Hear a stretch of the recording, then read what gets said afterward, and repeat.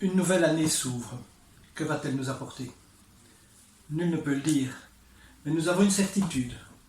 Nous pouvons compter sur le Seigneur qui nous bénit et nous garde tous. Il nous laisse libres de le rencontrer dans nos vies et de puiser à cette source intérieure. Comme les bergers de Bethléem, comme Marie qui méditait tout dans le silence. Respirons, ouvrons grand les yeux. 2021 nous attend plein de vie.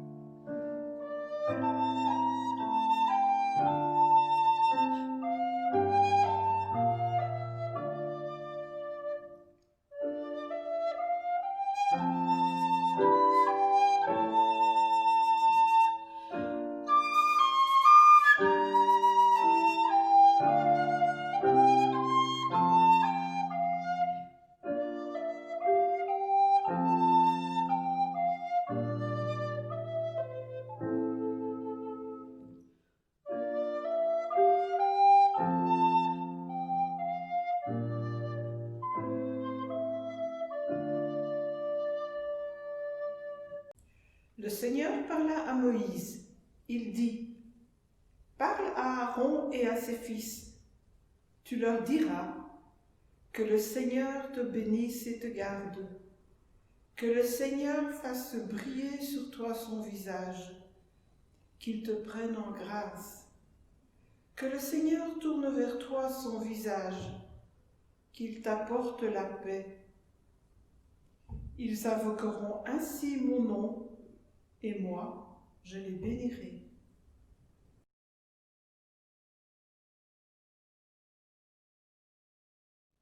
Les bergers ont suivi l'appel du cœur. Ils ont trouvé Dieu et ils en ont témoigné.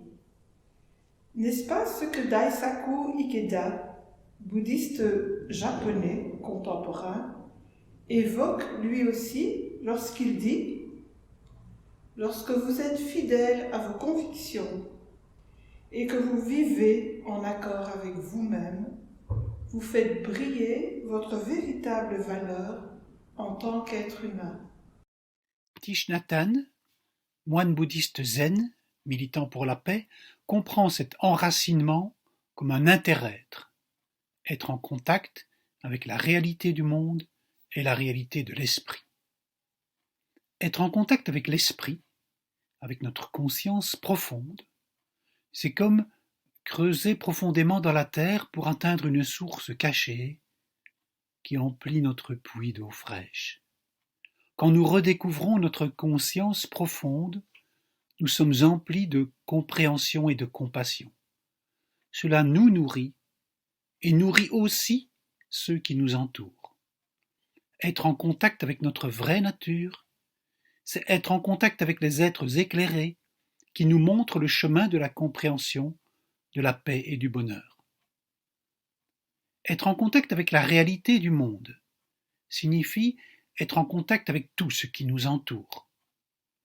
Pour être vraiment en contact, nous devons sortir de notre coquille et regarder clairement et profondément les merveilles de la vie, les flocons de neige, le clair de lune, les belles fleurs, mais également la souffrance, la faim, la maladie, la torture et l'oppression.